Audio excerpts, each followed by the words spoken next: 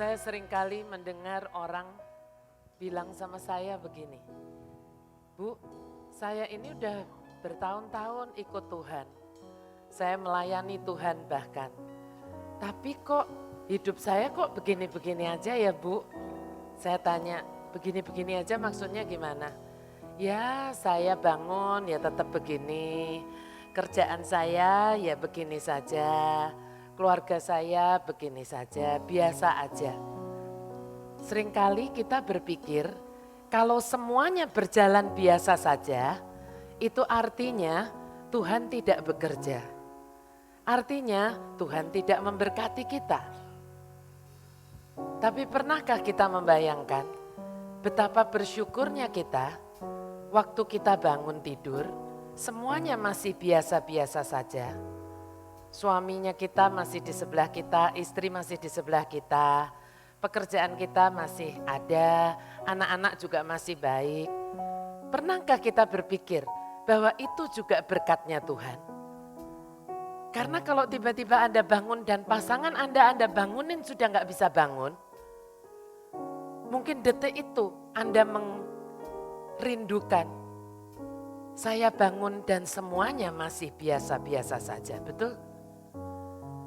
Kalau suatu kali Anda mau masuk kerja, dibilang bahwa kantor Anda sudah luluh lantak dengan tanah. Mungkin hari itu Anda berpikir, kenapa saya nggak dapat seperti yang kemarin, yang kantornya tetap biasa-biasa saja.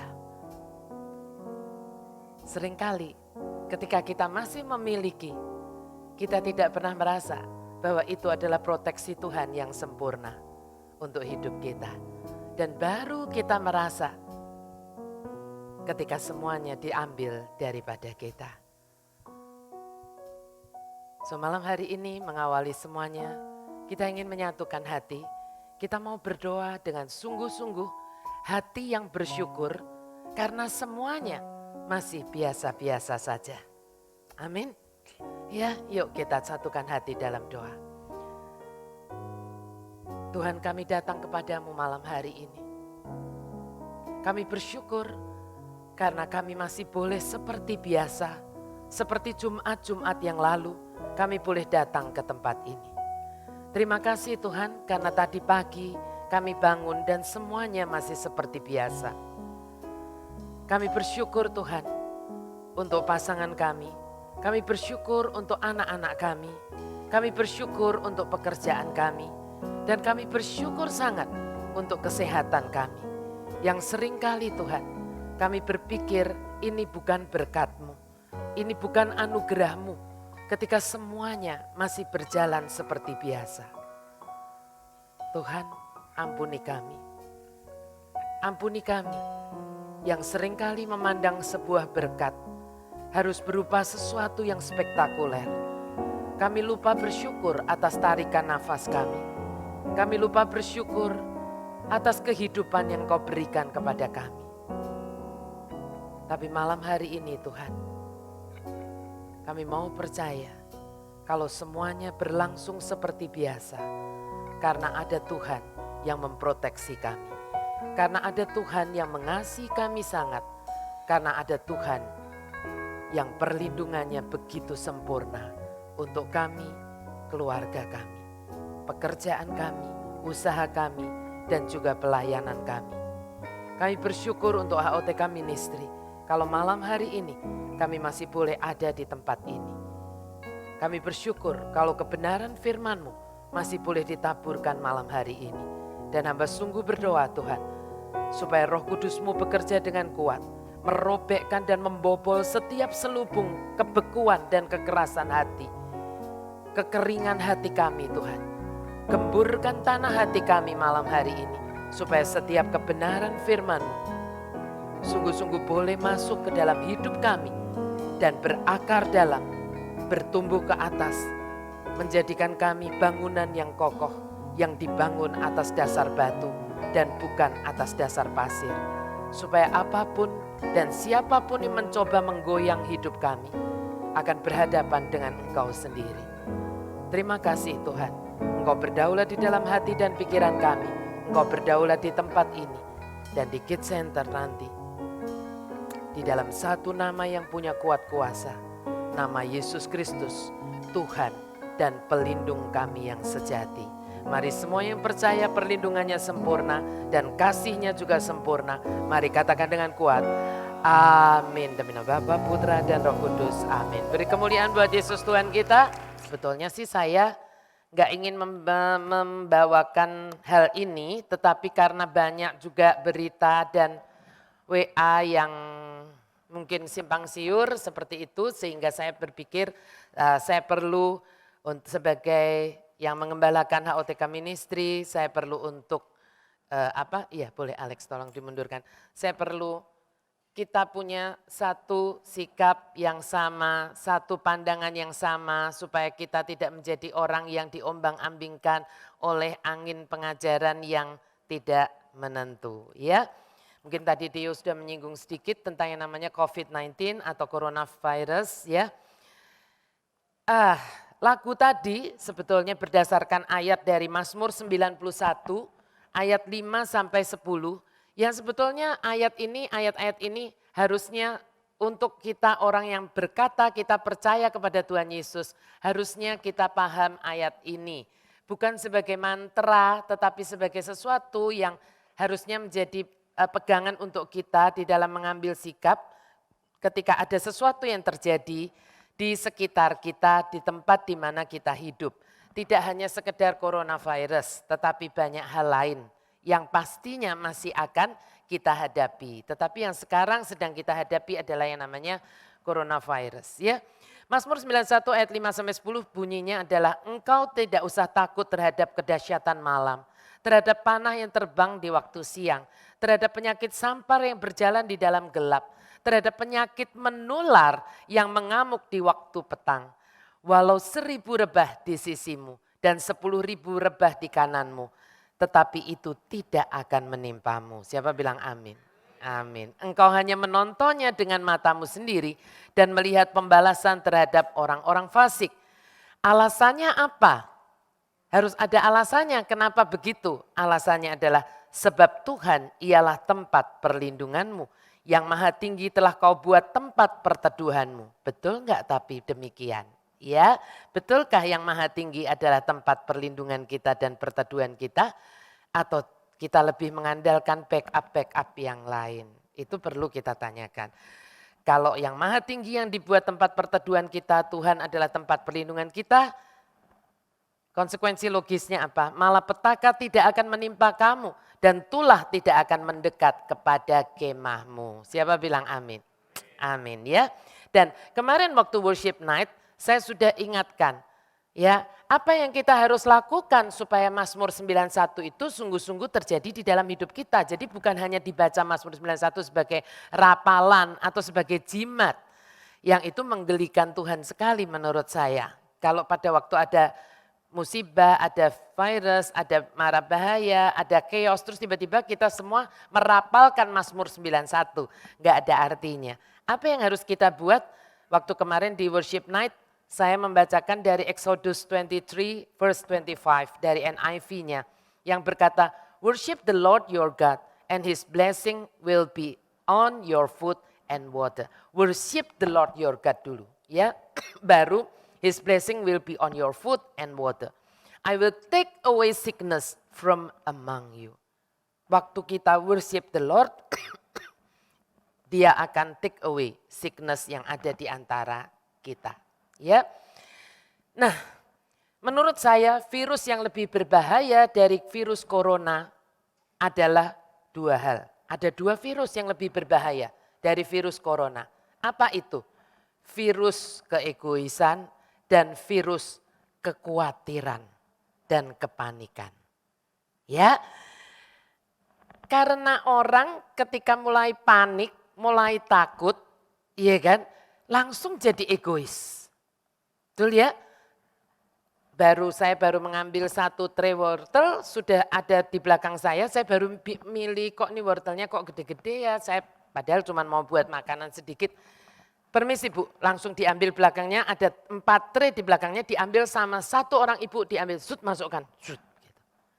Ya, lalu saya juga lihat ada ibu-ibu yang menyetok susu untuk anak kecil ya seperti itu dan biskuit 1 troli penuh. Ketika ditanya orang dia bilangnya nanti kalau Pak Presiden tidak bolehkan kita keluar rumah gimana dong anak saya makan apa? Kan anak saya sukanya cuma minum susu sama makan cookies. Dalam hati saya ya salah lu ya mendidik anak kok cuma suka makan susu sama minum cookies aja. Minum susu sama makan cookies gitu ya. Ada yang membawa hand sanitizer sampai penuh 1 troli. 10 diambil semuanya dan di rak itu udah kosong kan. Lalu orang lain mau ambil nggak ada. Lalu orang tuh lihat karena ada si ibu ini mengambil sampai 10, ibu yang tidak kebagian ini bilang bagi gua 1 dong.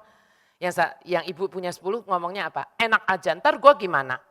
Dalam hati saya, lu mau pakai 10 sanitizer digitukan semua.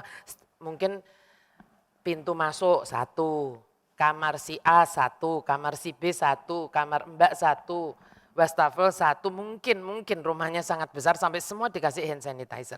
Ya nggak tahu juga sih ya gitu. Tapi saya ingin malam hari ini kita tahu apa yang harus kita buat. Faktanya memang coronavirus ada di tengah kita, ada yang sudah kena, ya kan seperti itu. Apa yang harus kita buat? Saya percaya yang pertama jangan panik. Karena orang yang panik menunjukkan bahwa dia tidak percaya ada Tuhan yang adalah Tuhan yang setia kepada perjanjiannya dan berkuasa melaksanakan apa yang sudah Ia janjikan. Kalau kita berjanji, mungkin kita nggak mau ingkarin janji, tapi kita nggak berkuasa. Seringkali kita tidak bisa menepati janji kita. Tapi kalau Tuhan dia berjanji, dia setia pada janjinya dan dia berkuasa melaksanakan apa yang dia janjikan. Ya, bagian kita cukup melakukan apa yang dia sudah perkatakan, sudah perintahkan, ya itu dilakukan saja yang dia perintahkan apa kita lakukan. Dan jangan melakukan apa yang dia sudah bilang jangan. Yang dia sudah peringatkan, ya yang dia sudah larang, nah itu jangan dilakukan. Ya, itu aja sebetulnya. Tapi yang kedua, stop jadi orang yang egois. Boleh catat ini, apapun nanti yang terjadi di sekitar kita, stop jadi orang yang egois. Kenapa begitu? Karena Tuhan tidak pernah akan menolong orang yang egois. Betul? Kenapa begitu Bu Glory? Karena perintahnya yang kedua, kasihlah sesamamu seperti dirimu sendiri. Ketika kita egois, kita melanggar perintah utamanya yang kedua. Setelah kasihlah Tuhan Allahmu dengan segenap hatimu. Ya, tetapi yang ketiga, stop menyebarkan hoax. Stop. Karena hoax ini lebih berbahaya dari virusnya sendiri. Ya, jadi kalau kita belum sungguh tahu kebenarannya, kita dapat kiriman sesuatu yang negatif, yang menakutkan, yang traumatis gitu dari orang ya. Mungkin kita baca, tapi setelah baca hadapkan saja kepada Tuhan. Kecuali Anda dengar audible dari Tuhan yang berkata broadcast nak gitu, silahkan di broadcast. Kalau dengar audible, broadcast nak broadcast kan itu pasti betul kalau dengar audible. Ya, tetapi kalau tidak dengar audible gitu ya kan cukup berhenti di HP kita saja dan bawa saja dalam doa. Bu tapi saya hobi broadcast Bu, boleh. Kalau mau broadcast YouTube. YouTube apa? YouTube khotbah yang memberkati. Itu boleh di broadcast ya, yang menenangkan daripada membroadcast yang ngaco-ngaco ya. Yang keempat, jangan khawatir dan takut. Karena secara psikologis, kekhawatiran dan ketakutan itu menurunkan imunitas tubuh. Ya, kekhawatiran dan ketakutan itu secara psikologisnya menurunkan imunitas tubuh kita. Kok gitu ya Bu? Tapi ini sebetulnya bukan hal baru. Waktu dunia psikologi belum menemukan penelitian ini, firman Tuhan sudah berkata, hati yang gembira adalah obat. Tetapi semangat yang patah, nah semangat yang patah ini biasa diawali dari kekhawatiran dan ketakutan. Ya kan? Setelah itu hopeless rasanya ya kan, patah. Itu dikatakan apa? Tuhan berkata mengeringkan tulang. Ya, hati yang gembira adalah obat, tapi semangat yang patah mengeringkan tulang. Ya.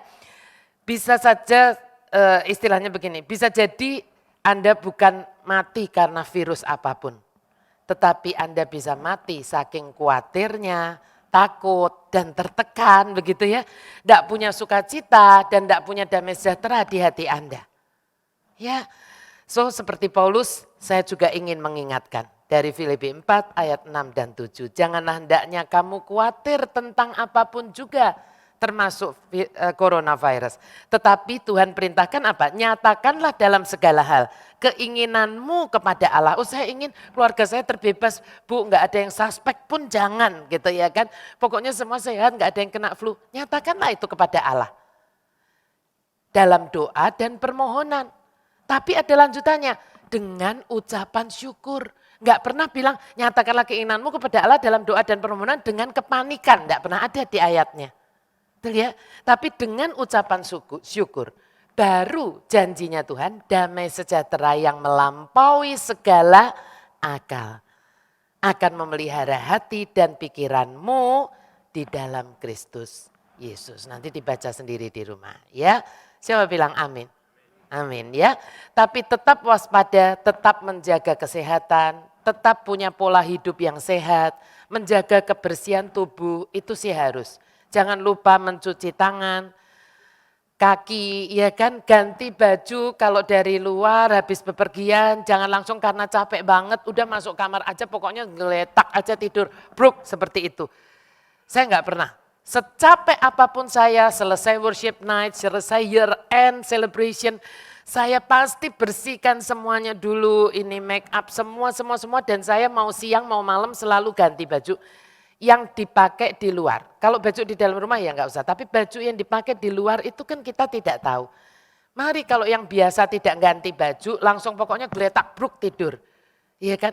Mari ganti baju, mari cuci semuanya bersih. Nggak harus bagus dan nggak harus baru, yang penting bersih.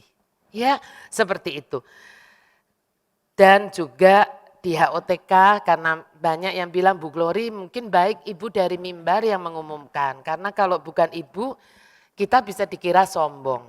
Ya, di tengah-tengah yang seperti ini ada ibu yang tetap mempunyai kebiasaan cipika-cipiki kan seperti itu gitu ya. Sedangkan ada ibu lain yang sebetulnya agak merasa keberatan kalau cipika-cipiki. Nah baiklah kita mengambil sikap yang sama yang sudah dimulai oleh para asyir tadi ya kan.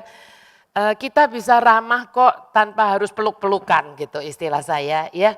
Sombong itu dideteksinya bukan karena lu memeluk atau enggak. Iya kan seperti itu. Kita bisa dengan santun berkata shalom, kita bisa berkata begitu. Atau kita bisa bilang, malam tante, tadi saya sama tante yang di depan, biasa saya selalu malam tante. Saya bukan berarti, oh, ini jangan-jangan tante ini corona. Enggak gitu ya. Tetapi kan belum tentu yang kita jabat atau kita peluk itu suka. Ya di tengah-tengah situasi seperti ini, marilah kita enggak usah menghakimi orang lain. Kita peluk kenceng-kenceng, lalu orangnya menjauh, lalu kita bilang ini takut banget sih lu gitu. Enggak perlu juga, ya kan gitu. Mari kita sama-sama menghargai, kita bisa berkata shalom, kita bisa berkata pagi, seperti itu ya, tanpa harus bersentuhan. Tetapi gitu ya, juga saya nggak tahu, nah di sini juga disediakan hand sanitizer, mungkin sekarang dimasukkan ya seperti itu. Tapi Bu nggak perlu dicek suhu tek-tek gitu ya, kita enggak punya alatnya juga ya. Tapi kalau merasa badannya sumeng ya sudah nonton aja dari rumah, mungkin lebih baik demikian kan. Kalau sumeng di sini nanti kedinginan terus gitu kan juga nggak enak ya, sama-sama kita menjaga. Tetapi yang lebih penting dari itu atau yang tidak kalah pentingnya menurut saya juga jangan lupa membangun relationship yang intim dengan Tuhan. Supaya Anda dan saya bisa selalu berada di bawah kepak sayapnya. Siapa bilang amin? Beri kemuliaan buat Yesus Tuhan kita. Iya. Saya rasa ini yang saya mau sampaikan dan sekarang sebelum berpisah dibagi, kita mau lihat satu klip mungkin buat teman-teman Bapak Ibu yang kemarin tidak kebagian tiket untuk nonton worship night kita, ada cuplikannya walaupun tidak lengkap ya, ini hanya seperti klip video saja.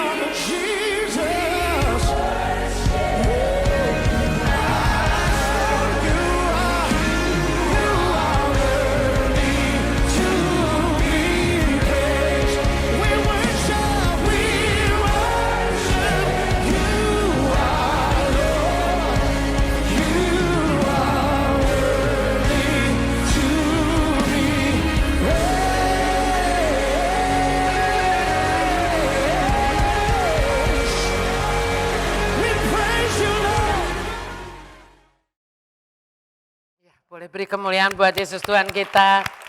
Pasti tidak bisa mengcover semua yang kemarinnya kita lihat di tempat ini. Ya, lain kali kita buat worship night yang lebih besar lagi. Oke, saya udah pesan kita masuk ke pasal yang ke-12 dengan membicarakan tokohnya, yaitu malam ini kita akan bicara tentang the dragon atau si naga tua, ya, si naga yang besar, ular tua itu, ya. Nah, siapa sudah membaca Wahyu 12?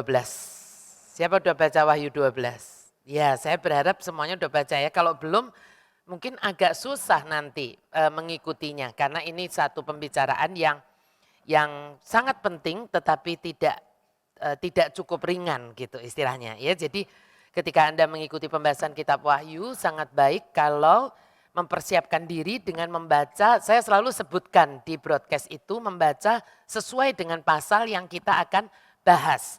Ya, sehingga Anda punya gambaran lengkapnya itu di sini. Saya tidak akan membaca lengkap tetapi saya hanya akan ambil beberapa ayatnya seperti itu. So kalau Anda tidak membaca agak bingung nanti. Ini yang mana ini akhirnya hilang nanti, ya. Jangan sampai menjadi tanah yang kering, tanah yang berbatu-batu, ketika firman ditaburkan tidak ada yang masuk nanti. Ya, mari kita gemburkan tanah hati kita setiap kali kita mendengarkan kebenaran firman supaya firman itu bisa sungguh masuk dan bertumbuh. Amin ya. Nah, setan itu sebetulnya adalah istilah saya tokoh antagonis yang menyebabkan akhir zaman terjadi. Atau dengan kata lain, tidak akan ada drama akhir zaman atau bahkan tidak akan ada akhir zaman seandainya gitu setan tidak memberontak melawan Allah dan merusak ciptaannya yang sempurna. Andai kata setan tidak memberontak, gak akan ada akhir zaman.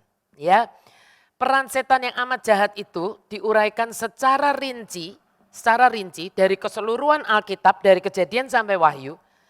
Hanya ada satu tempat saja di Alkitab yang menguraikan tentang setan atau iblis ini hanya di satu tempat, yaitu di kitab Wahyu pasal yang ke-12. So sebetulnya pembicaraan malam hari ini bukan kita membicarakan sesuatu yang horor, bukan. Ya, bukan, beda, ya, bukan film horor, bukan. Bukan khotbah horor juga bukan. Tetapi ini pasal yang mengupas tuntas. Kalau Anda kepingin tahu setan itu dari segala sisinya, ya bacalah Wahyu 12. Ya, bacalah Wahyu 12. Nanti Anda akan mendapatkan gambaran tentang setan itu secara proporsional dan secara benar seperti Tuhan menggambarkannya. Ya, nah bab 12 ini komplit menjelaskan tentang musuh utama setan gitu ya. Kan setan punya musuh. Ya, setan punya musuh utama, menjelaskan juga tentang kodrat setan, menjelaskan tentang perlawanan setan nanti, tapi juga pastinya tentang kesudahannya setan. Ya, semuanya diperkenalkan dengan kata besar atau kata dahsyat. Ya, yang pertama musuh utama setan itu di Wahyu 12 kalau Anda baca ayat satunya langsung dikatakan ada tanda yang besar di langit. Ya, seorang perempuan. Nah ini musuh utamanya setan. Perempuan ini, ya tanda yang besar gitu ya. Yang kedua, ini saya omongkan secara cepat dulu. Kodratnya setan, dikatakan dia adalah naga merah padam yang besar. Itu ada di ayat 3 ya. Yang ketiga perlawanan setan, nanti perlawanannya yang paling top itu dikatakan suatu geram yang dahsyat. Tidak cuma geram, tapi geram yang dahsyat. Itu ada di ayat 12. Dan pastinya kesudahannya setan itu ada di Wahyu 12 pasal 14 ayat 14 dikatakan 2 sayap dari seekor burung nazar yang besar. Burung nazar itu burung Raja Wali ya. Mari kita sekarang lihat satu persatu. Ayat 1 dan 2 boleh ditampilkan. Tapi saya nggak akan urut terus ayatnya ya. Maka tampaklah suatu tanda besar di langit, seorang perempuan berselubungkan matahari dengan bulan di bawah kakinya dan sebuah mahkota dari 12 bintang di atas kepalanya. Ia sedang mengandung dan dalam keluhan dan penderitaannya hendak melahirkan, ia berteriak kesakitan. Ada banyak ide tentang perempuan ini. Tapi menurut saya hanya satu yang sejalan dan konsisten dengan ajaran dan keseluruhan firman Tuhan. Yaitu bahwa perempuan ini merepresentasikan siapa? Bangsa Israel. Ya, jadi jangan punya pemikiran sendiri yang tidak sejalan dengan firman Tuhan. Ya, perempuan ini merepresentasikan tentang bangsa Israel. Ya, dan memang bangsa inilah yang menjadi sasaran dan korban keganasan setan. Ya, dan lewat bangsa inilah, ya, kalau kenapa saya bilang perempuan ini merujuk kepada Israel? Kenapa? Karena dalam perjanjian lama Israel itu diperlihatkan sebagai seorang perempuan yang menderita. Mari lihat Yesaya 26 ayat 17 sampai 18. Seperti perempuan yang mengandung yang sudah dekat waktunya untuk melahirkan, menggeliat sakit, mengerang karena sakit beranak. Demikianlah tadinya keadaan kami di hadapan-Mu, ya Tuhan. Kami mengandung, kami menggeliat sakit, tetapi seakan-akan kami melahirkan angin. Kami tidak dapat mengadakan keselamatan di bumi dan tiada lahir penduduk di dunia. Gambaran Yesaya tentang perempuan yang sakit bersalin ini, yang gagal melahirkan anak, ini menggambarkan gagalnya bangsa Yahudi mendatangkan pengharapan serta keselamatan bagi umat manusia lewat yang namanya hukum Taurat. Ya, sampai nanti lahirnya Sang Penebus. Sang Penebus lahir dari perempuan ini, yaitu lahir dari bangsa Israel. Gitu. Ya, bisa paham dulu ya sampai sini. Namun setelah ratusan tahun, ya ratusan tahun pengharapan yang mengecewakan terus, orang Yahudi diberi kehormatan. Membawakan Sang Penebus ini ke dalam dunia. Mari kita lihat ayat 5-nya. Maka ia melahirkan seorang anak laki-laki yang akan menggembalakan semua bangsa dengan gada besi. Tiba-tiba anaknya itu dirampas dan dibawa lari kepada Allah dan ke tahtanya. Nah, perhatikan ayat 5 ini sangat istimewa. Karena dari ayat 5 Wahyu ini kita bisa ayat atau dengan kata lain begini. Ayat 5 dari Wahyu 12 ini. Kalau Anda sungguh baca dengan terang Roh Kudus, bukan baca sambil lewat, ya. Dan sungguh mau mengerti, Tuhan membukakan kepada saya. Wahyu 12 ayat yang kelima ini merangkum 3 peristiwa penting dalam kehidupannya Tuhan Yesus. Keren. Apa itu? Saya tunjukkan kepada Anda. Yang pertama, penjelmaannya Yesus dari Allah menjadi manusia.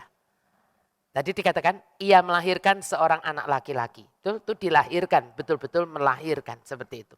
Dilahirkan, yaitu menggambarkan tentang penjelmaannya yang pertama kali dari Allah menjadi manusia. Tapi yang kedua, anaknya itu dirampas dan dibawa lari kepada Allah dan ke tahtanya. Ini menggambarkan tentang kenaikannya ke surga. Ya, tetapi di ayat 5 ini juga ada profesi tentang kedatangannya yang kedua kalinya. Di mana itu? Dikatakan bahwa akan, ya maksudnya ya, akan mengembalakan segala bangsa dengan gada besi. Saya percaya ini bukan berbicara tentang kedatangannya yang pertama kali sebagai bayi di dalam palungan. Tetapi ini berbicara tentang kedatangannya yang kedua kalinya sebagai raja di atas segala raja dengan segala kemuliaan dan kuasanya. Betul? Ya, jadi dari ayat 5 aja Anda sudah bisa mendapatkan 3 hal dalam kehidupannya Tuhan Yesus. Luar biasa. Ya, kelahirannya, kenaikannya ke surga, kedatangannya yang kedua kalinya. Ini mencakup, makanya kitab Wahyu dikatakan sebagai kitab pewahyuan. Makanya membacanya harus di dalam terang Roh Kudus. Tidak bisa kayak baca koran, apalagi kayak baca tabloid, tidak bisa. Ya, atau membaca buku novel yang nggak bisa juga. Ya, nah penggenapan dari Wahyu 12 ayat 5 ini sebetulnya tidak terlalu jauh. Langsung ada di Wahyu 19 ayat yang ke-15.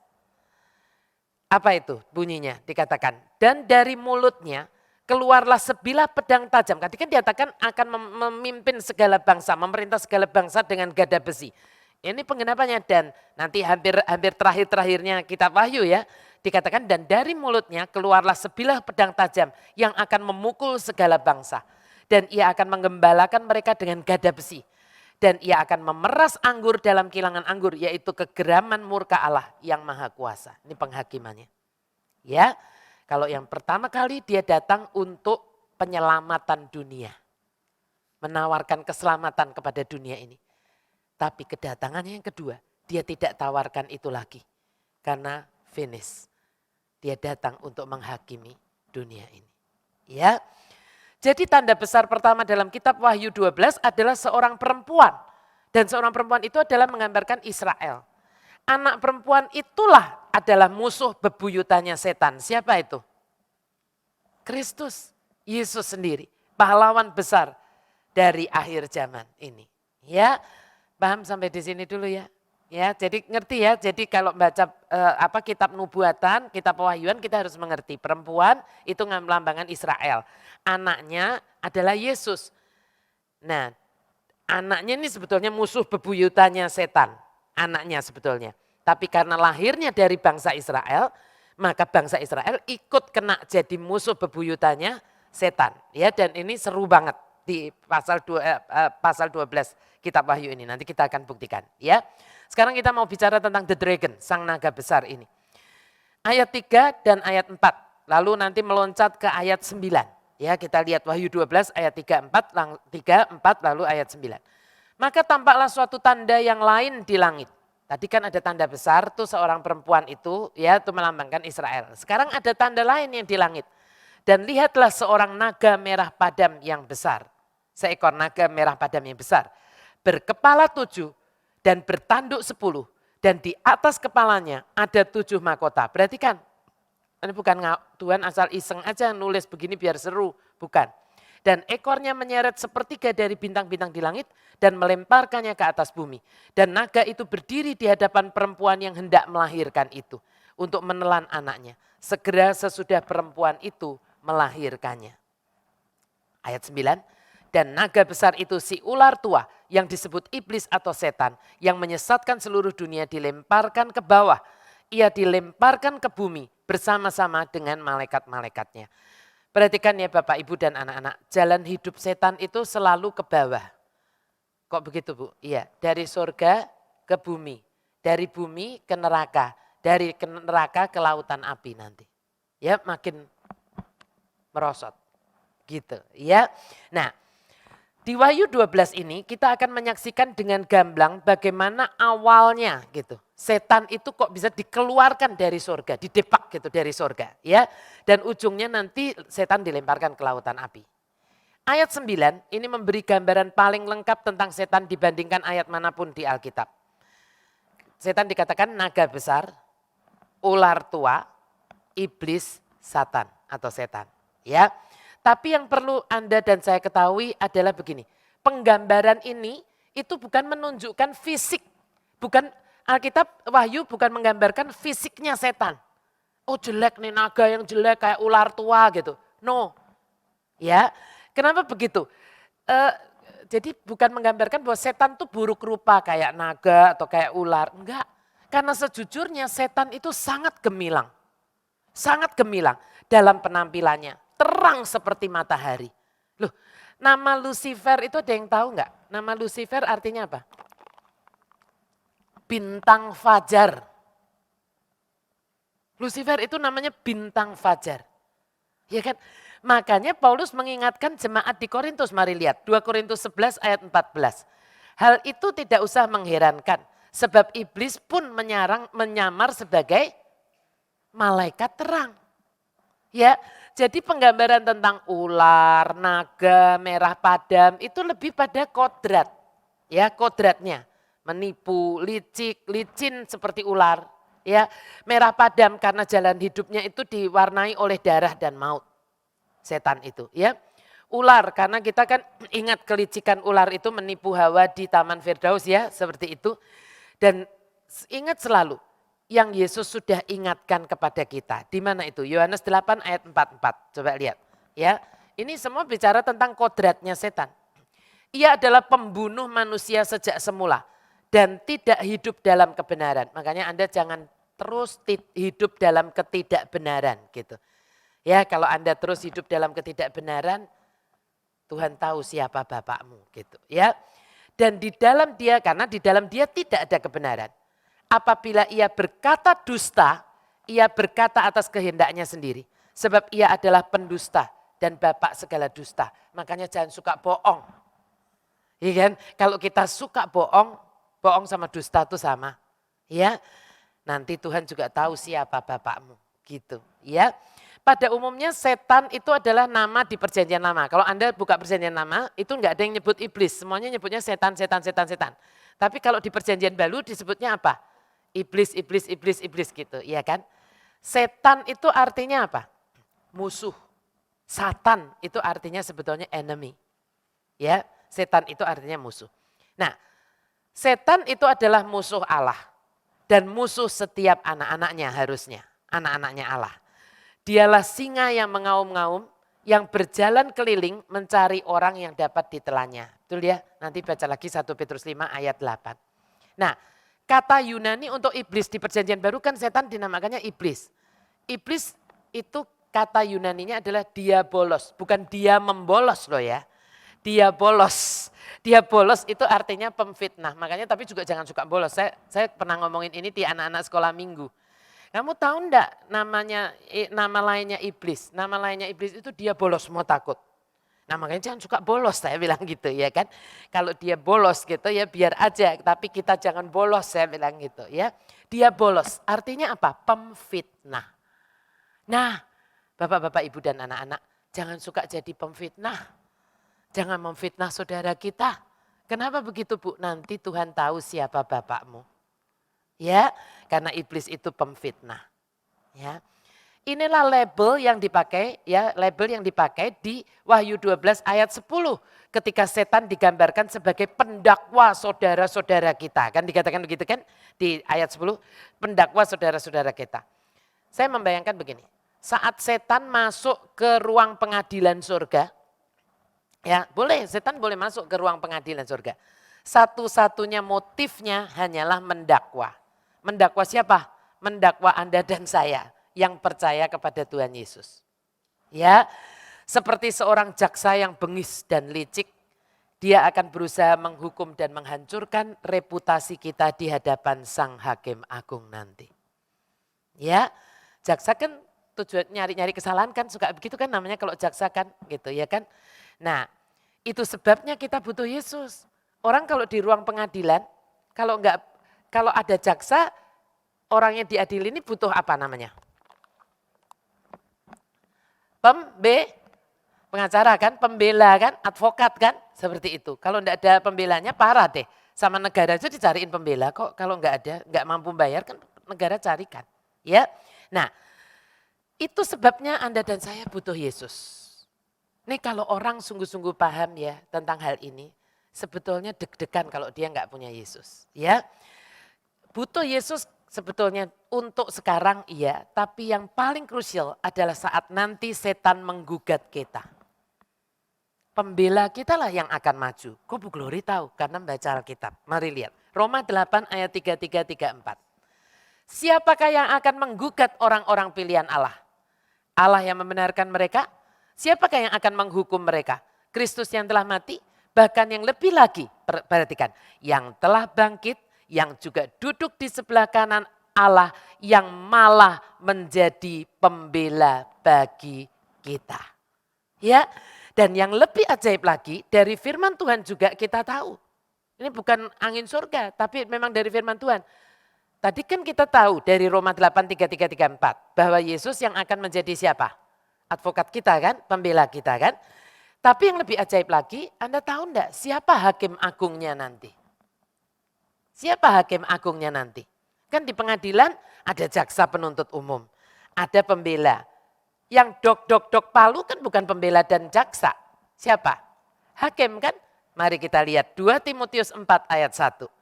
Di hadapan Allah dan Kristus Yesus yang akan menghakimi orang yang hidup dan yang mati. Jadi hakimnya siapa? Yesus. Ya, sekali lagi deh supaya tahu. Matius 28 ayat 18. Yesus mendekati mereka dan berkata, kepadaku telah diberikan segala kuasa di surga dan di bumi. Kalau yang jadi hakim dan jadi pembela adalah satu pribadi yang sama, yaitu Yesus. Apa artinya untuk kita yang sungguh percaya dan mengasihi Dia selain daripada pembelaan dan lebih dari pemenang. Siapa bilang amin? Beri kemuliaan buat Yesus Tuhan kita. Ya, apa artinya kalau pembelanya dan hakimnya sama? Bereslah. Bisa ngerti sekarang? Ya, makanya bangunlah relationship yang intim dengan pembela kita dan Bapak Hakim kita. Ya, jangan punya hubungan yang intim sama pendakwa. Pendakwa selamanya pendakwa, Anda mau intim juga nanti didakwa tetap sama dia. Ya, makin intim makin ketahuan semua borok kamu gitu istilahnya. Iya kan? Dan langsung dibukain nanti sama dia. Ya, saya kadang sedih sekali melihat orang yang tidak sungguh paham firman Tuhan. Dan menganggap bahwa membangun relationship yang intim dan indah, yang deket gitu dengan Tuhan Yesus itu wasting time. Dibandingkan membangun relationship dengan teman bisnis, ya kan, teman kuliah, ya kan, teman arisan, tetangga sebelah, Pak RT gitu ya. Bukan tidak boleh, tapi itu tidak boleh harusnya lebih intim dari hubungan kita dengan Tuhan. Padahal kan bilang begini, wasting time untuk bangun relationship dengan Tuhan itu. Caranya pasti kan dengan baca firman-Nya, dengan ngobrol sama Tuhan, bukan hanya kalau ada coronavirus ya, tapi every day in our life gitu ya. Orang bilang itu wasting time. Padahal ini adalah investasi kekal.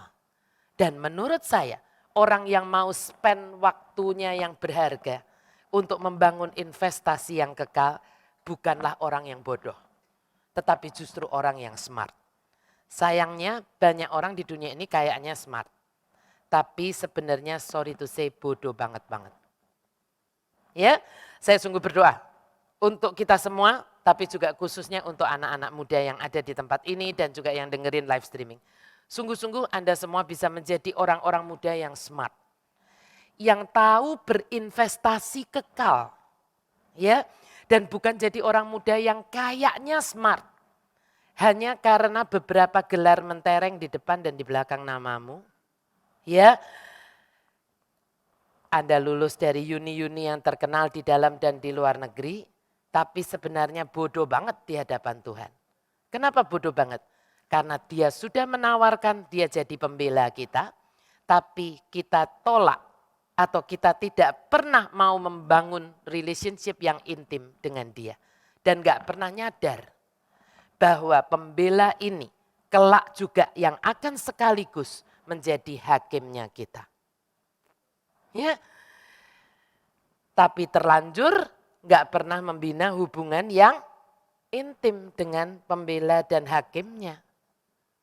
Ya, Anda pikir relasi Anda di dunia ini dengan pejabat siapa, dengan konglomerat siapa, dengan pebisnis siapa, itu nanti akan bisa Anda bawa ke hadapan tahta pengadilan Kristus. Kalau Anda tidak punya hubungan yang intim dengan pembela dan hakimnya, Anda bisa pikir betapa ngerinya hari itu. Tuh. Ya, ngeri banget. Jangan sampai Anda merasa nggak punya waktu untuk membangun relationship yang intim dengan Tuhan. Karena ini adalah investasi yang tak tergantikan dan sangat-sangat berharga yang pastinya akan berguna nanti. Tapi juga berguna hari ini sih sebetulnya. Tadi kan kita bilang, yang berlindung, yang sungguh-sungguh menjadikan Tuhan tempat perlindungannya, yang sungguh-sungguh worship God, seperti itu. Ada apapun, Tuhan protect dengan sempurna. Ya, mengejar ilmu haruslah menurut saya. Tetapi itu bisa kok istilahnya sejalan dengan mengejar Tuhan. Ya, pada anak-anak muda aku sudah membuktikannya. Saya dulu paling keki banget dengan stigma di antara para orang tua, bahwa anak muda zaman saya ya, ada stigma oleh orang tua bahwa anak muda yang ngejar Tuhan gitulah istilahnya, yang all out dengan Tuhan, pasti anak-anak muda yang sekolahnya bodoh, yang males, yang gak seneng belajar, makanya senengnya datang ke persekutuan katanya gitu. Ya, saya keki banget, aku keki banget. Dan aku buktikan bahwa aku mengejar Tuhan tapi aku gak bodoh. Atau dengan kata lain aku ngejar ilmu dan gak goblok-goblokan gitu istilahnya. Ya, nggak asal kuliah, nggak asal lulus gitu enggak. Tapi saya juga ngejar Tuhan dari selagi saya muda. Dan dua-duanya bisa berjalan seiring. Orang tuaku bisa bangga dengan kuliahku, dengan kelulusanku. Ya, dengan gelar yang aku punyai. Tapi Tuhan juga bisa bangga dan sukacita karena masa mudaku aku serahkan kepada Dia sungguh-sungguh. 2 hal itu, malah 3 hal bisa jalan seiring. Apa tuh 3 hal? Kuliah, ya kan, ngejar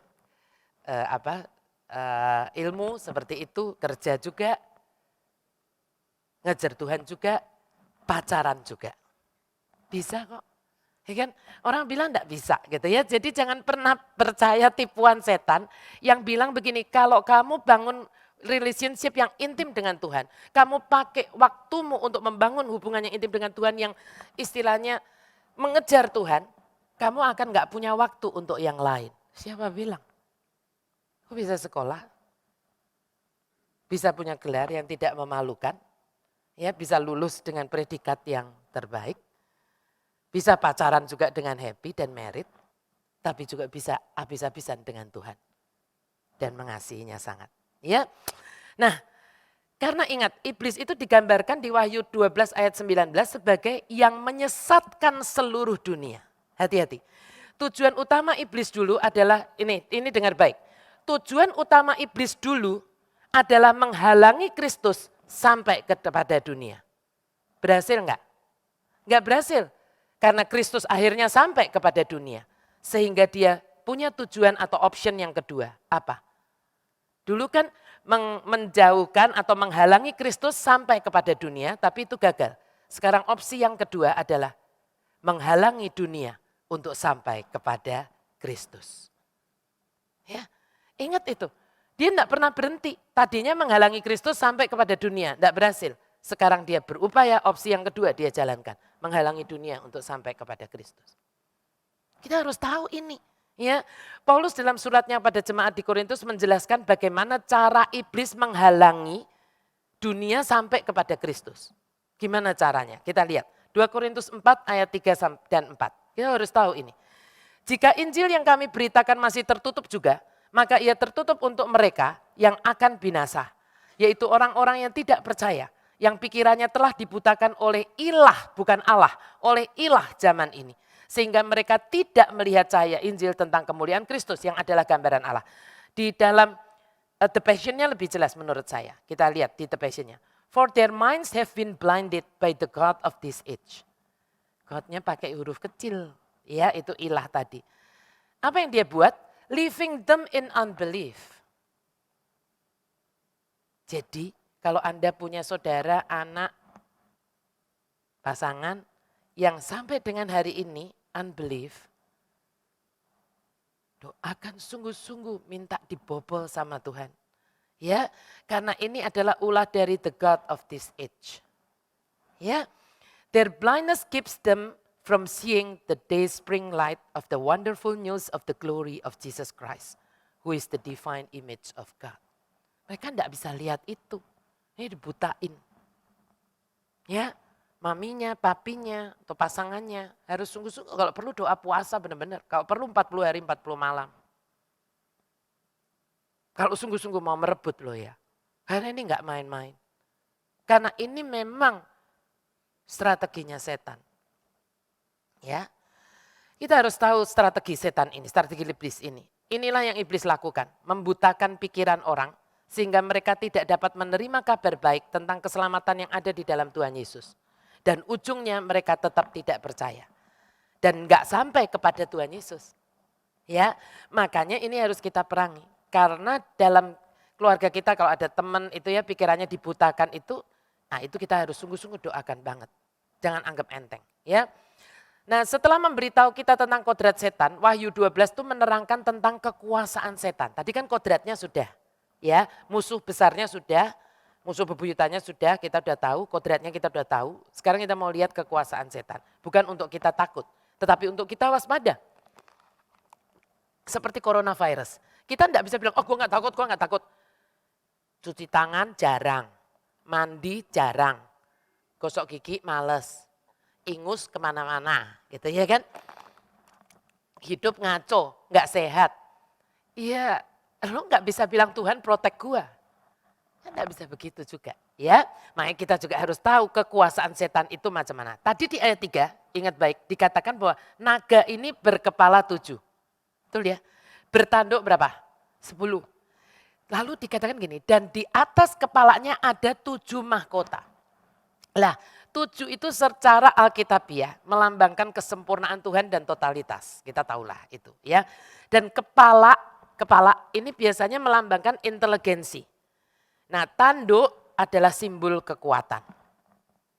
Ya. Jadi bahwa sang naga itu punya 7 kepala dan 10 tanduk, ini menggambarkan inteligensi yang sekaligus kelicikan atau trikinya setan. Ya, setan tuh enggak goblok-goblokan gitu, makanya kita juga enggak boleh goblok-goblokan. Sedih banget ibu-ibu, bapak dan anak-anak. Setan itu hafal ayat loh. Oh Bu Glory tahu lah. Coba baca Matius 4. Betul? Waktu dia mencobai Yesus, dia enggak goblok-goblokan, katanya nabi siapa, dia enggak bilang begitu. Dia ngomongnya gini, ada tertulis. Itu firman semua loh. Kalau Anda pakai yang Alkitab yang begini enggak ada, tapi pakai Alkitab fisik tuh, Anda lihat deh di Matius 4, pencobaan Tuhan Yesus. Nanti pulang ya daripada baca yang lain, ya baca itu. Lihat yang dia dikatakan itu pencobaannya apa, mulai 3 pencobaan kan, pencobaan utama, nanti Anda lihat di catatan kaki. Itu semua ada di perjanjian lama. Yang setan bilang ada tertulis, ada tertulis. Puji Tuhan, yang digoda Yesus, Putra Allah, pasti hafal firman, iya kan? Makanya juga ngonternya bilang bahwa ada tertulis juga. Kalau Anda dan saya gimana? Hah? Kalau dia menghadapi setan, setan bilang ada tertulis, ada tertulis. Anda gini, oh ada ya. Oh gitu, malah kita percaya. Ya kan? Nah ini, makanya gini, malam ini kita itu saya pengen ngupas tuntas ya tentang strateginya setan ini dan kuasanya setan ini. Bukan buat kita takut, tapi supaya Anda tuh waspada gini. Kalau kita tahu musuh kita tuh kekuatannya seberapa, kan kita enggak nyepelekan kok, betul enggak? Kalau Anda enggak tahu, seringkali kita salah perhitungan. Kita pikir ya cuma segitu, enggak bisa. Kita harus punya perhitungan gitu. Oh lawan kita itu segini. Oh kita mau strateginya apa ya? Dia liciknya sampai segini. Oh saya enggak boleh kalah pinter gitu istilahnya. Makanya anak Tuhan, kan setan tuh jahat kan. Baca Alkitab dibuat ngantuk. Baca tabloid, nonton film, bisa sampai nonton lihat Netflix sampai lama, sampai jam 3 pagi nonton Netflix gitu ya kan. Tapi coba baca Alkitab, ngantuk. Kenapa? Karena ada kuasa sebetulnya.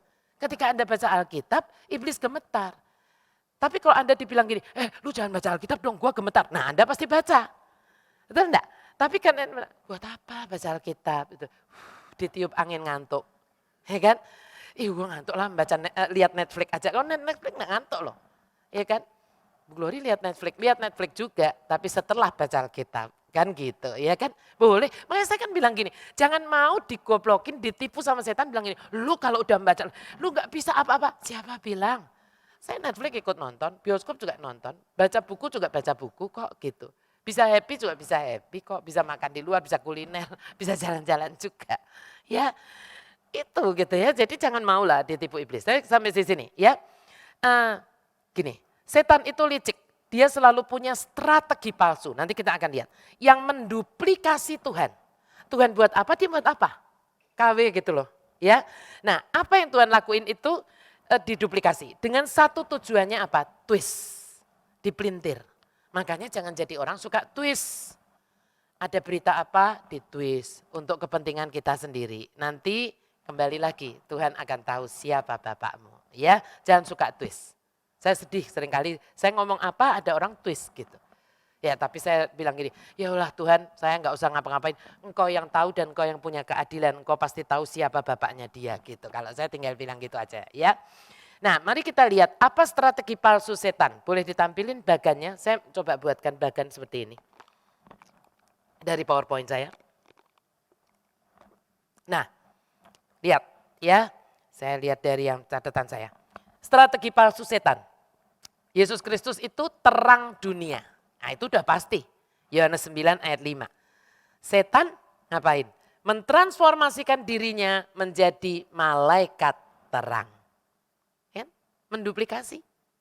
Ya, ada di 2 Korintus 11 ayat 4. Tuhan Yesus itu raja di atas segala raja. Itu tak terbantahkan. Di 1 Timotius 6 ayat 15. Nah setan juga jadi raja. raja atas anak-anak kesombongan.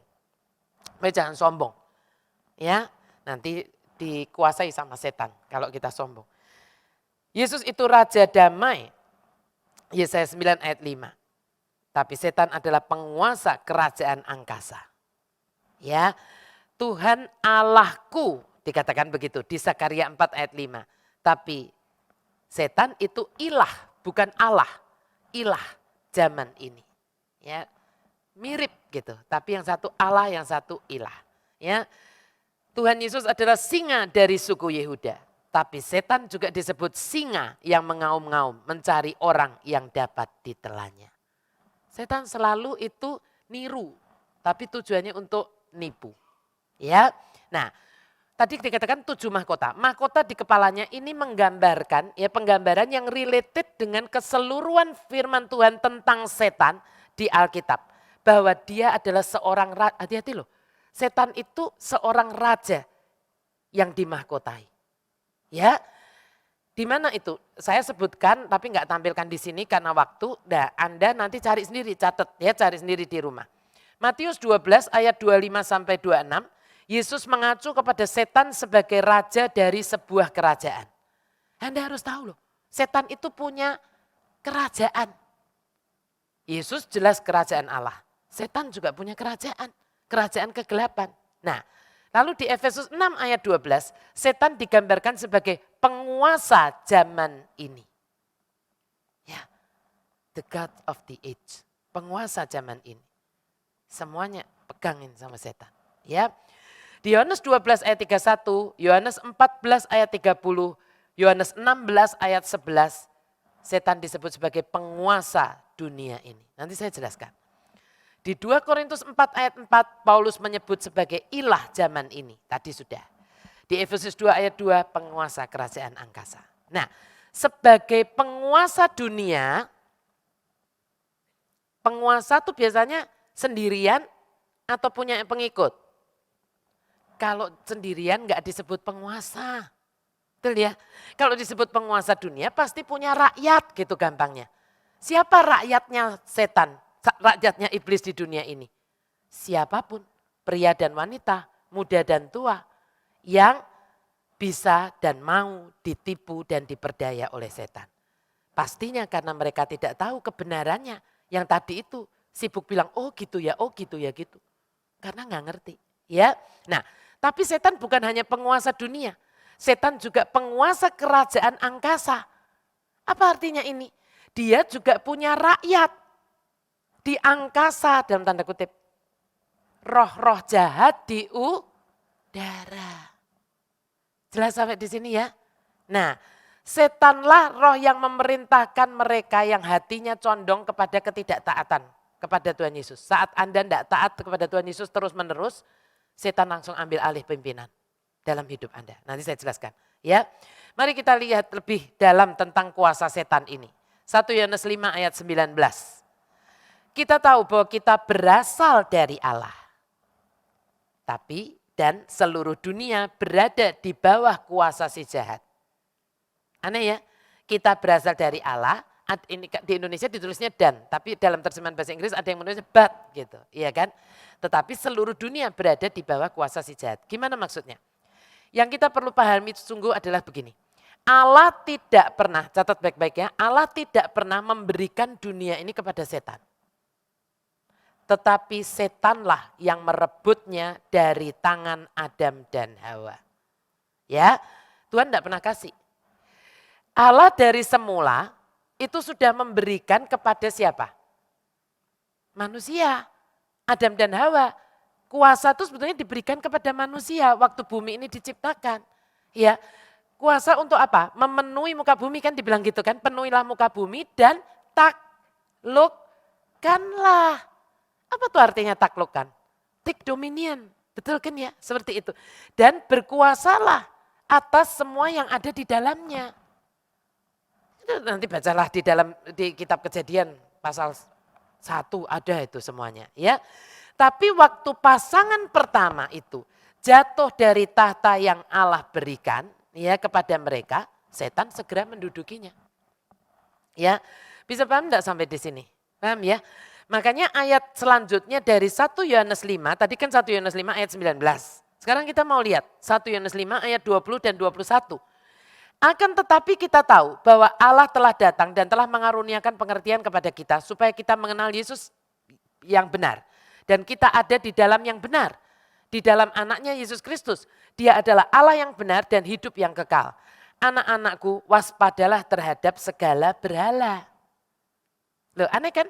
Tadi kan bicara tentang perebutan kuasa gitu ya kan, seperti itu.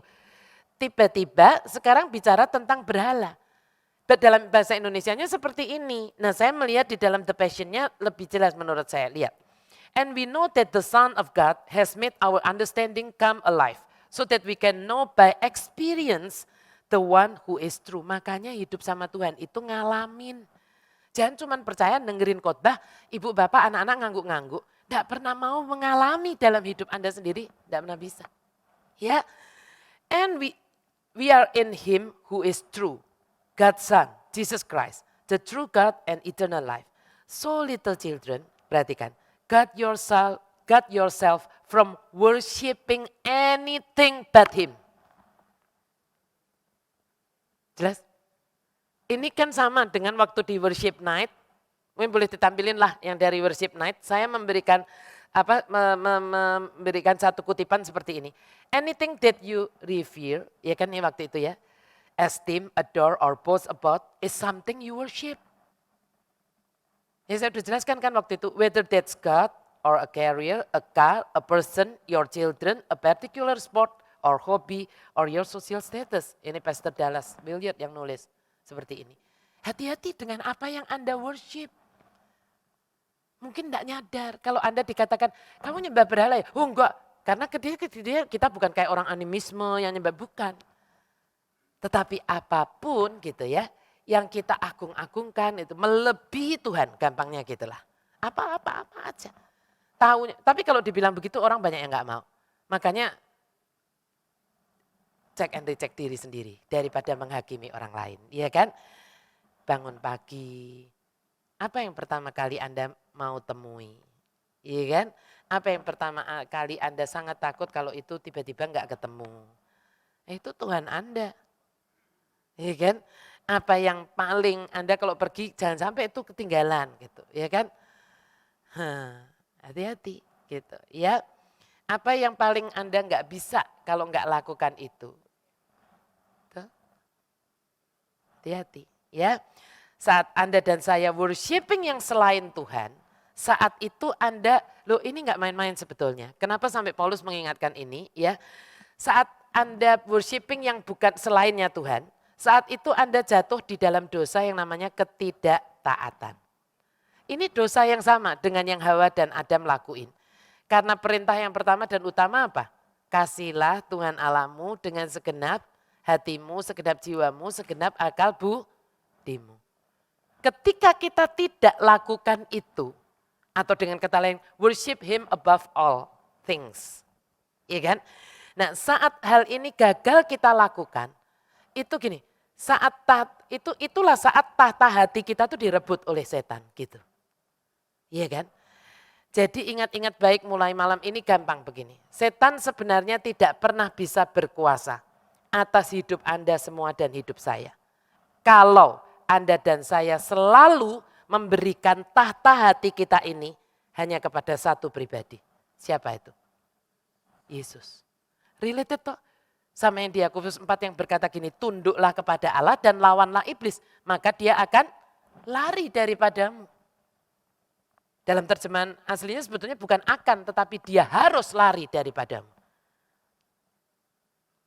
Saya kadang-kadang bingung, kenapa orang memberikan tahta hatinya yang sungguh-sungguh tahta hatinya itu kepada Tuhan Yesus itu berat banget.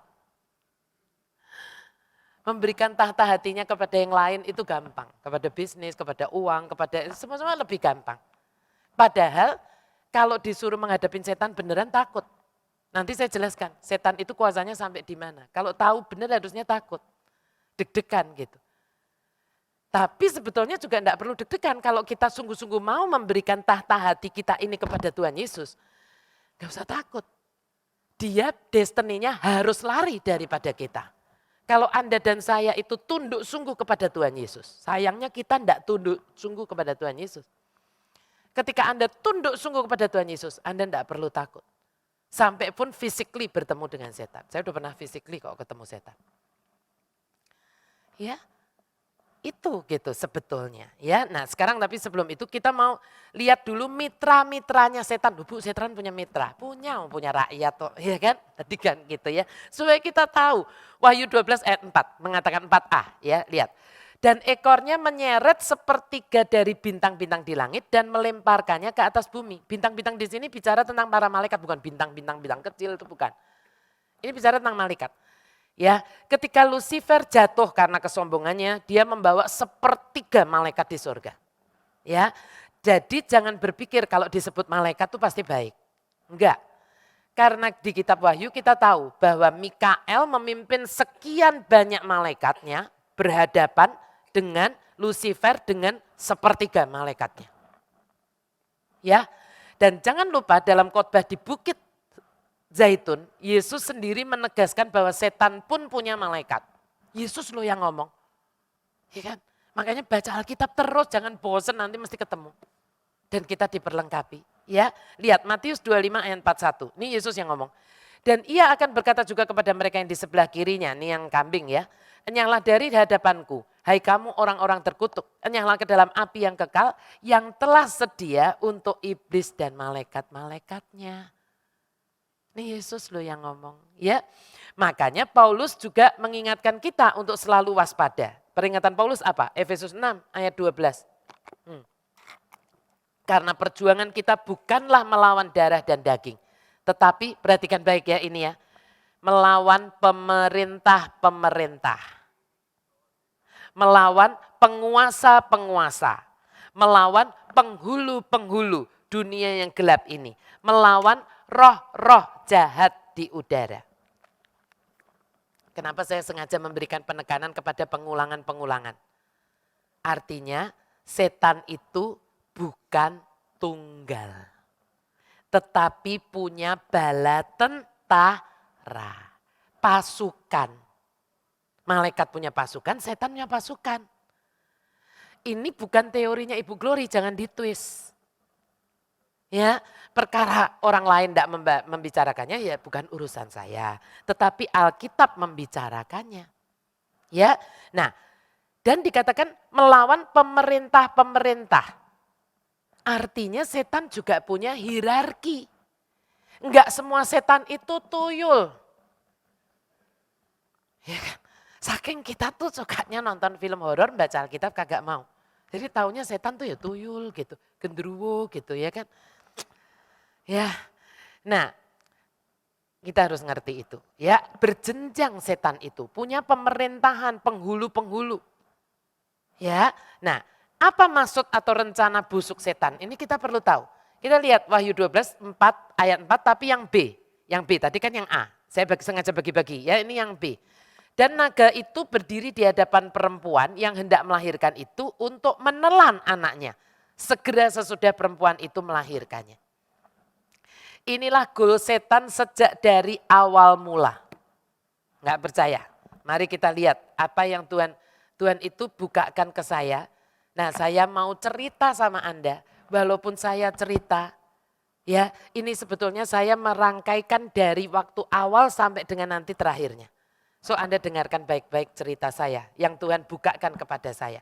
Bahwa setan itu dari semula goalnya itu ya adalah menelan anaknya. Ya, saya cerita ya. Ketika Allah memberitahu setan, ini awal mulanya di Taman Firdaus, bahwa keturunan perempuan itu, ya kan, akan meremukkan kepalamu. Betul enggak? Itu ada di mana? Kejadian 3 ayat 15. Ya. Ya. Nah, ini adalah janji Tuhan tentang penebus. Anda jangan pikir bahwa, wih kalau gitu sekarang saya kalau lihat ular saya takut karena dia akan meremukkan tumit saya. Terus saya cepet-cepetan nih saya ngeremukkan dulu apa dia ngeremukkan tumit saya. Bukan. Ya, ini adalah berbicara tentang sebetulnya janji Tuhan akan penebus. Ini Tuhan itu luar biasa loh ya kasihnya kepada manusia. Kejadian 3 ayat 15 ini baru saja Adam dan Hawa selesai berbuat dosa. Betul? Ketidaktaatan. Tetapi Tuhan langsung menjanjikan bahwa suatu saat nanti gitu, ya kan? Tuhan akan kirim penebus dari keturunan perempuan ini yang akan ngeremukkan kepalamu setan. Bisa paham sampai di sini sekarang? Ya. Nah, tapi begitu mendengar itu setan, nah ini cerdasnya setan kalau saya boleh katakan cerdas ya, mulai berkampanye untuk membasmi keturunan yang dijanjikan ini. Ya, mengetahui dari nubuatan bahwa dia yang dijanjikan ini akan datang dari bangsa Israel. Setan melakukan segala cara untuk menghalangi bangsa itu terbentuk. Coba Anda perhatikan. Dengan cara apa? Yang pertama, setan menghasut Esau untuk ngapain? Membunuh adiknya toh, Yakub. Kenapa begitu? Waktu Tuhan bukakan semua ini kayak film di hadapan saya kaget.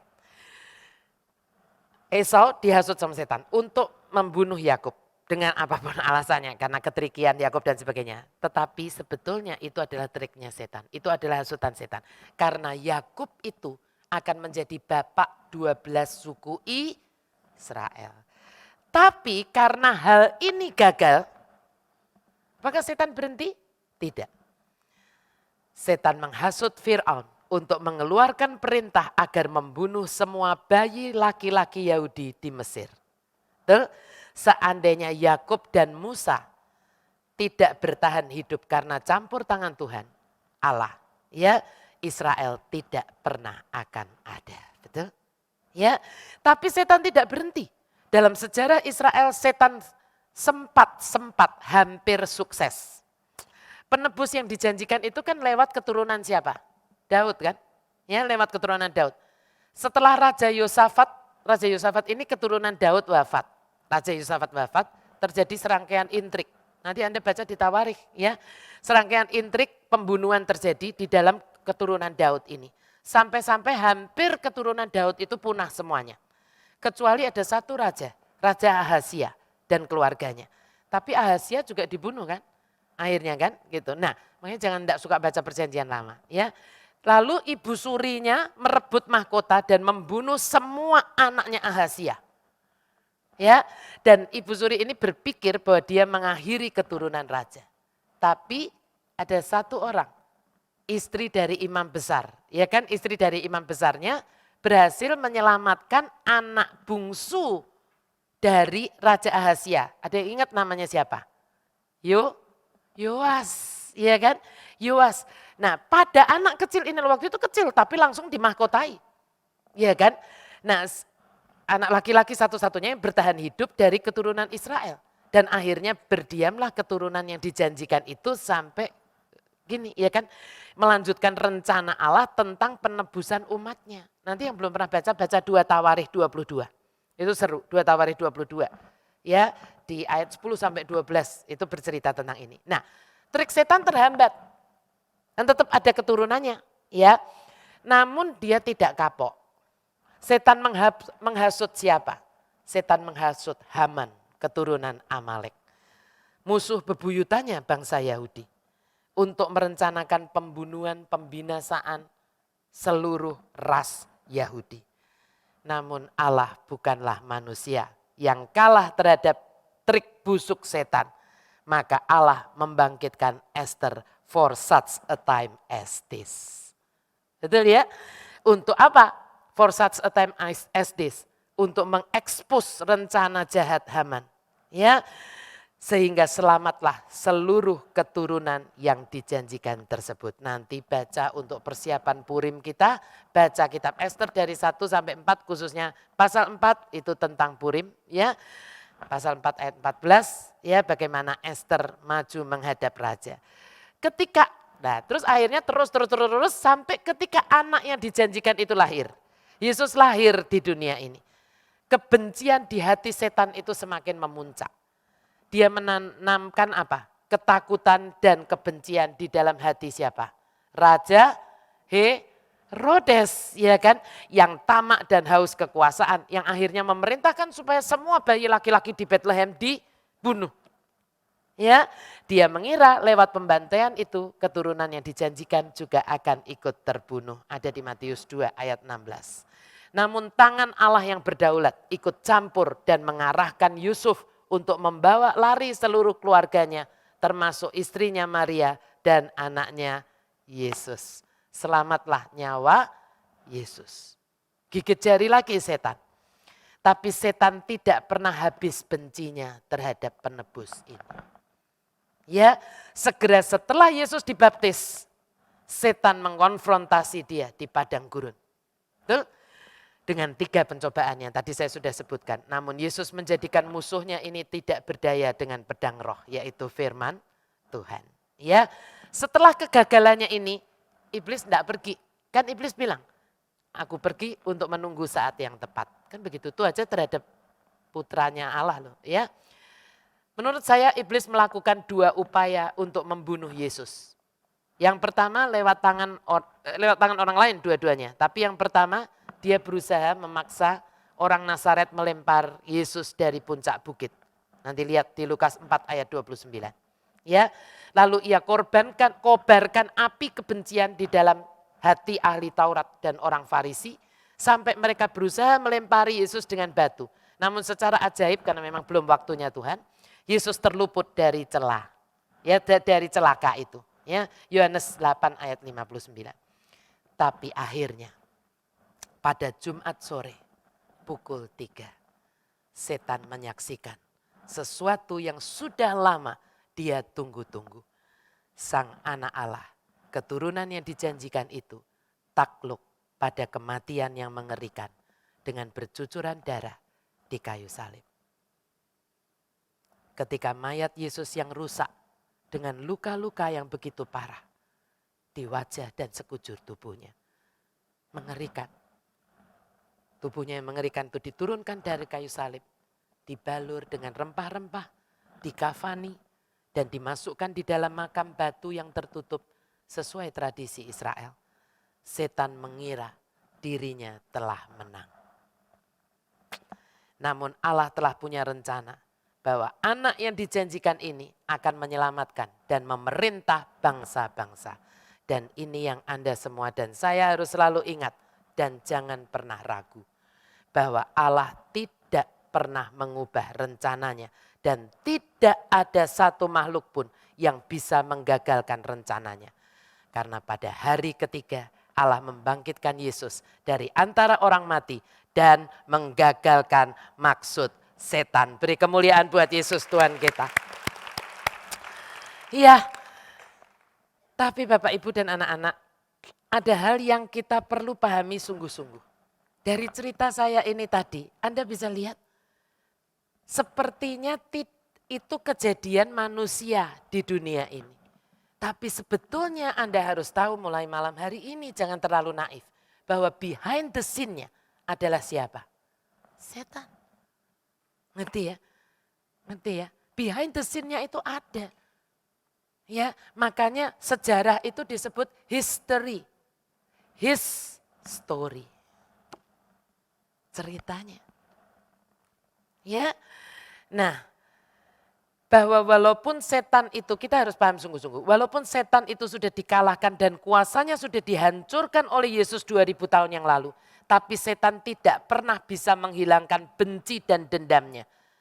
Yang pertama kepada Yesus, yang kedua kepada anak-anaknya, gerejanya, yaitu Anda dan saya.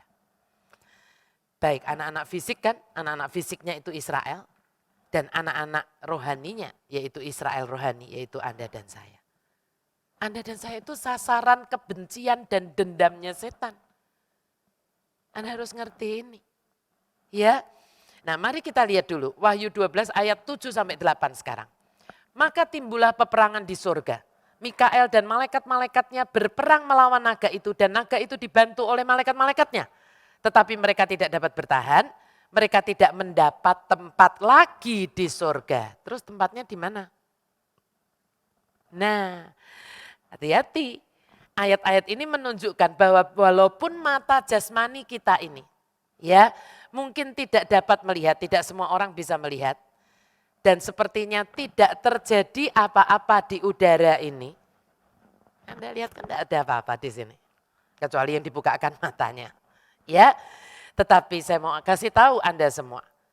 Bukan untuk takut, tapi untuk Anda mengerti dan waspada. Di alam roh tidaklah demikian.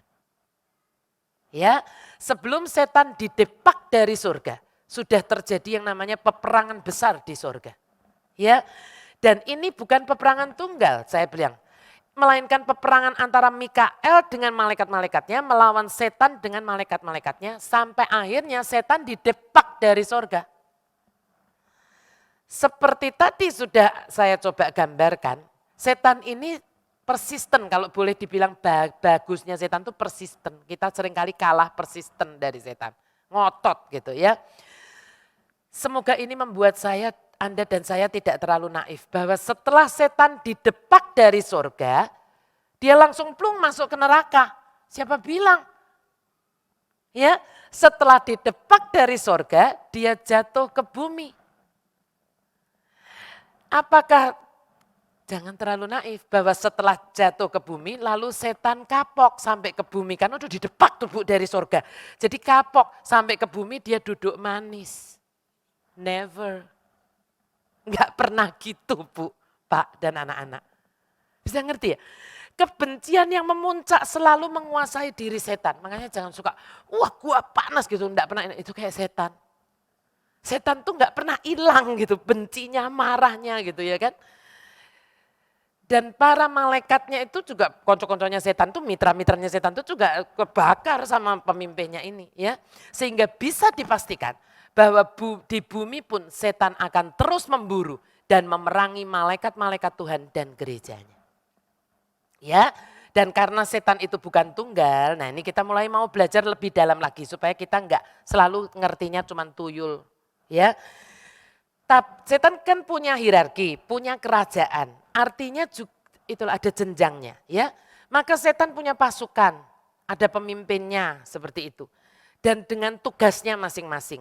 Dan jangan juga terlalu naif berpikir bahwa setan hanya ada di satu tempat saja. Tidak. Ya, cuman mata Anda aja nggak lihat gitu. Ya. Ingat di kitab Daniel 10, nanti yang lupa dengerin lagi Daniel 10 ya. Yang menceritakan bahwa Daniel, saya review dikit deh ya. Daniel itu sudah 21 hari berdoa gitu kan katanya kan. Lalu tiba-tiba Gabriel diutus untuk menjawab doanya Daniel itu, ingat ya. Tapi waktu diutus nih dalam perjalanan dari surga gitu mau datang ketemu Daniel untuk menjawab doanya. Kalau Anda berdoa, malaikat diutus Tuhan untuk menjawab doa Anda dan saya. Nah tapi selalu ada yang berusaha menghadang. Gabriel dihadang, dikatakan nanti baca ya Daniel 10, dihadang oleh pemimpin kerajaan Persia. Ini yang mau ikut saya pergi ke Turki dan Yunani. Bu jadi enggak Bu? Dalam anugerahnya. Ya kalau Tuhan izinkan. Mari kita sama-sama berdoa. Ya. Nah kalau enggak diizinkan gimana Bu? Ya jangan ngotot. Kalau menurut saya, Tuhan tahu lebih dari yang kita tahu. Ya, Gabriel dihadang oleh pemimpin kerajaan Persia. Persia itu Turki. Ya, ingat enggak?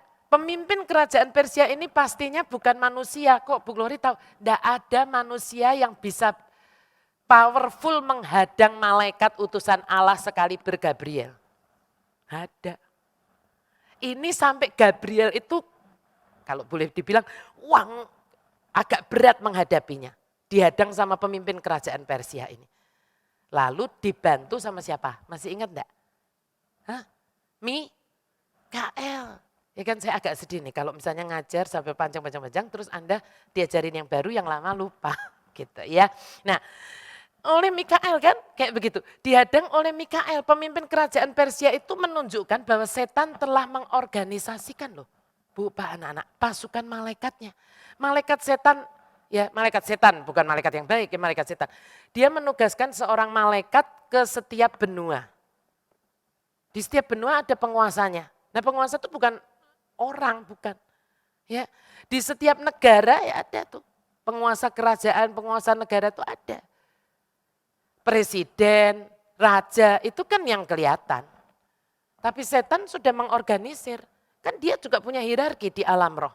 Dia utus ke benua ini penguasanya siapa, ke negara ini siapa, ke provinsi ini siapa, ke kota ini siapa, ke kecamatan ini siapa, ke RT RW juga ada.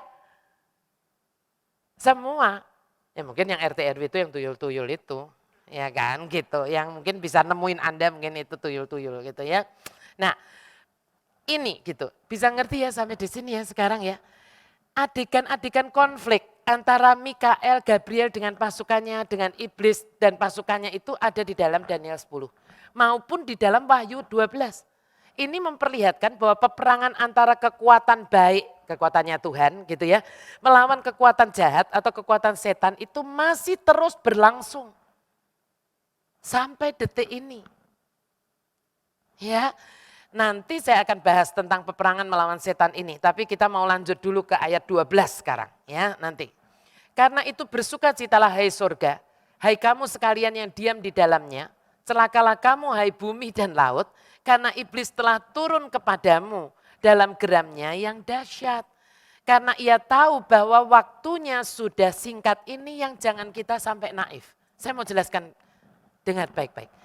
Pada saat rapture terjadi, ketika para mempelainya tiba di surga, mereka sudah ya seperti yang sudah dijanjikan, dan mereka akan dijadikan sempurna dalam kekudusan untuk yang diangkat ini, ya kan? Dan tidak akan ada lagi yang bisa iblis lakukan terhadap para mempelainya ini yang sudah di rapture. Bisa paham sampai di sini? Ya, disempurnakan, kan dibilang tubuhnya diganti tubuh kemuliaan. Ya kan? Jangan bilang begini, waduh Bu saya kok gemuk banget, nanti kalau misalnya diangkat malaikatnya tidak kuat ngangkat saya. Itu kan pikiran-pikiran aneh gitu ya. Buang deh mulai sekarang pikiran begitu ya. Ini dalam tubuh kemuliaan gitu ya. Nah tetapi begini, itu sudah nggak bisa. Perannya sebagai pendakwa selesai untuk para mempelainya yang di rapture. Selesai perannya sebagai pendakwa. Ya, nanti baru dia masuk lagi di dalam pengadilannya Tuhan. Waktu ada kemarin anak-anak leader youth sudah belajar tentang believer judgment. Orang percaya juga nanti akan bukan cuma unbeliever, tapi believer juga akan ada judgmentnya, tetapi judgment untuk memberikan reward. Seperti itu, ya kan, unbeliever untuk memberikan punishment, believer untuk kemarin kita belajar di bab 22 dari buku, karena mereka sudah sampai bab 22 leader-leader saya dari youth. Ya, nah tetapi begini, Anda bisa bayangkan gini, ini gerejanya waktu rapture diangkat, ini orang-orang yang bukan sempurna, tapi disempurnakan oleh Tuhan, ya kan. Selesai. Bagiannya pendakwa ini sudah selesai. Tapi istilah saya gini, penyucian di surga, kan di surga terjadi pengudusan penyucian, artinya adalah polusi untuk bumi. Kenapa begitu? Karena amarah setan pasti meledak dalam upayanya menentang Allah serta membinasakan umatnya. Kenapa? Karena begitu rapture terjadi, iblis itu pasti tahu bahwa waktunya benar-benar sudah amat singkat sekali. Bisa bayangkan enggak? Sekarang ini dari zaman itu aja iblis sudah persisten. Tapi begitu rapture, wah iblis pasti tahu. Jangan dipikir iblis goblok-goblokan. Yang enggak tahu rapture itu cuma orang Kristen. Iblis tahu. Ya kan? Makanya di sini diberitahu tentang rapture supaya kita tidak ditipu setan. Setan sebetulnya tahu. Tapi setan yang tidak tahu juga sama dengan yang kita tidak tahu. Kapan rapture itu terjadi. Tapi begitu rapture itu terjadi, setan juga bisa ngitung 7 tahun dari sini habis riwayatku. Betul? Makanya ya kan bisa Anda bayangkan apa yang akan iblis lakukan di bumi ini. Itulah makanya disebut masa sengsara besar. Bisa lebih paham sampai di sini sekarang? Ya. Kenapa kok begitu rapture bumi akan terjadi masa sengsara besar? Karena setan tidak tinggal diam. Kan saya sudah bilang, tadi dari zamannya Yesus sebelum lahir, setan sudah terus ikut bekerja. Sejak dia dengar bahwa keturunanmu akan meremukkan kepalanya. Itu dia sudah langsung bekerja.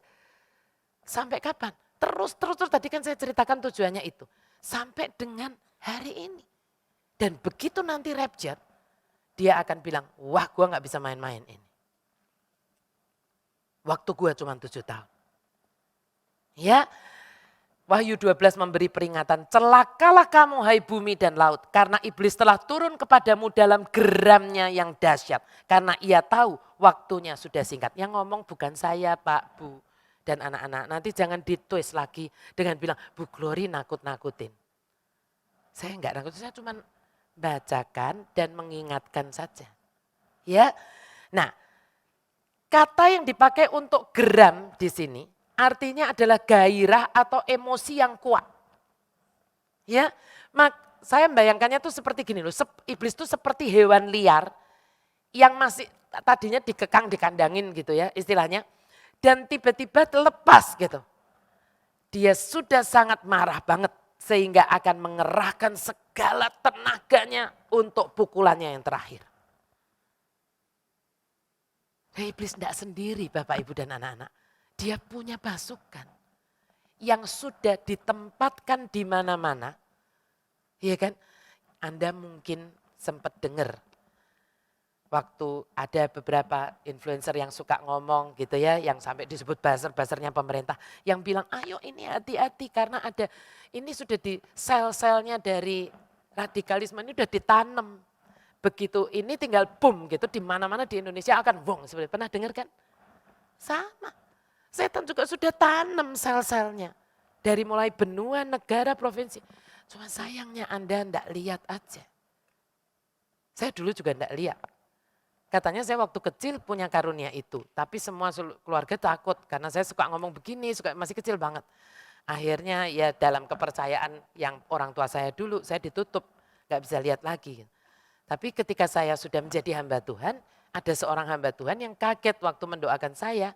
Dia bilang bahwa kamu ini sebetulnya punya karunia bisa ngelihat. Tapi pernah ditutup ya waktu kamu masih kecil. Saya kaget, saya gak pernah cerita.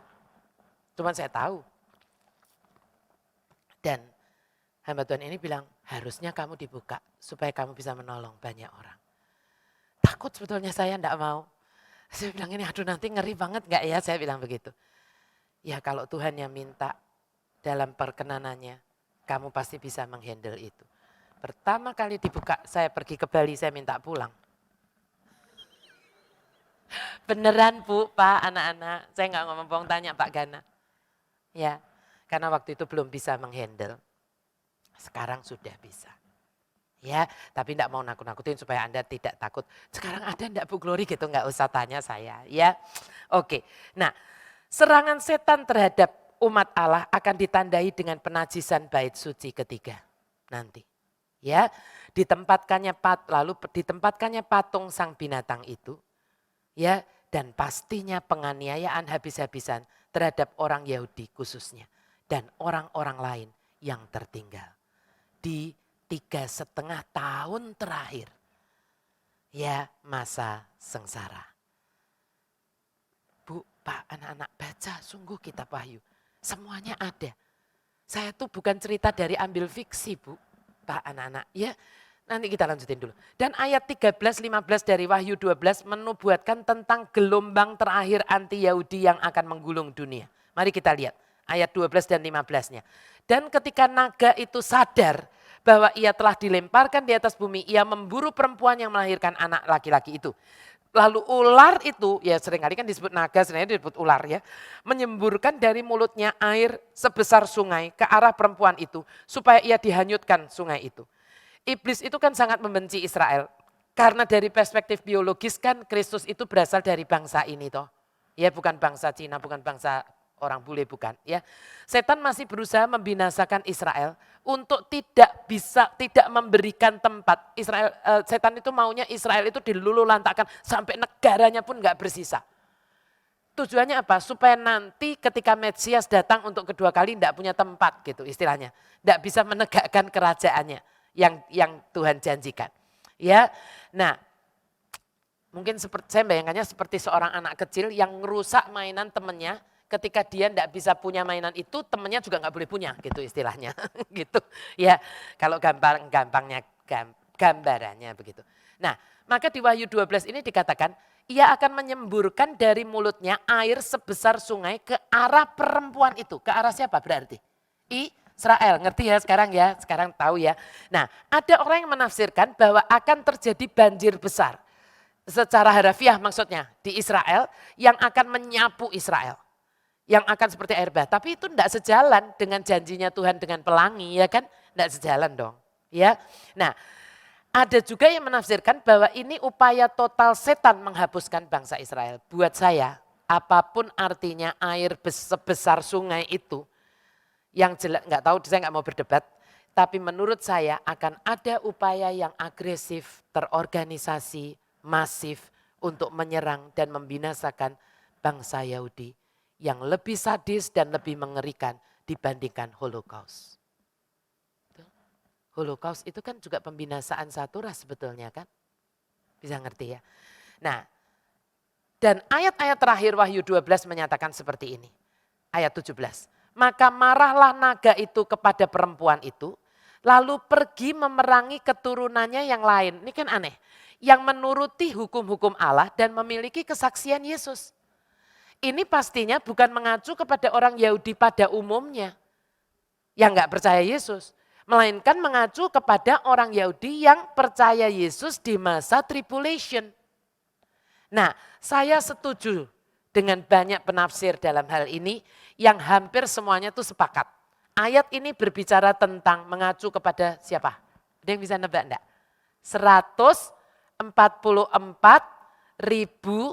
saksi Yahudi yang kita bahas di Wahyu pasal 7.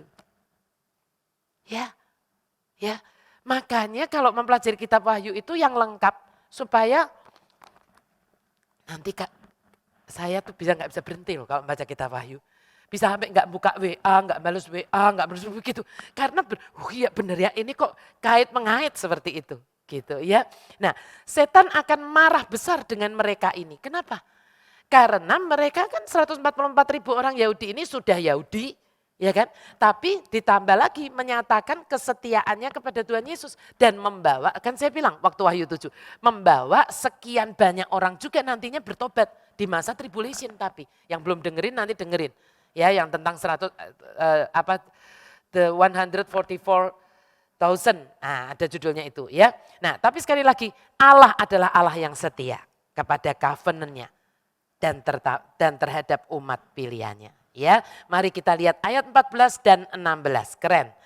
Kepada perempuan itu diberikan, jangan takut baca kitab Wahyu karena ini Anda akan bisa melihat setan betul supaya kita waspada, tetapi Anda juga menjadi besar hati karena pahlawannya akhir zaman bukan setan. Pahlawan akhir zaman siapa? Yesus Tuhan. Ya, kepada perempuan itu diberikan kedua sayap dari burung nazar yang besar. Burung nazar itu burung Raja Wali. Supaya ia terbang ke tempatnya di padang gurun. Di mana ia dipelihara jauh dari tempat ular itu. Selama 1 masa dan 2 masa dan setengah masa. Berapa tahun jadinya? 3,5 tahun. Ini bicara tentang 3,5 tahun yang terakhir. Tetapi bumi datang menolong perempuan itu. Ia membuka mulutnya dan menelan sungai yang disemburkan naga itu dari mulutnya. Ya maksudnya upaya penghangusan, penghancuran itu dipatahkan, ya kan? Nah, bagi bangsa Israel zaman dulu, kedua sayap dari burung nasar yang besar, itu kalau bangsa Israel kalau dengar itu pasti sudah akan mengingatkan mereka tentang kasih karunia Allah ketika Allah melepaskan mereka dari Mesir. Bisa tahu dari mana? Lihat Keluaran 19 ayat 4. Ya. Kamu sendiri telah melihat apa yang kulakukan kepada Mesir dan bagaimana aku telah mendukung kamu di atas sayap Raja Wali dan membawa kamu kepadaku. Ngerti ya? Nah, jadi mereka pasti tahu ini.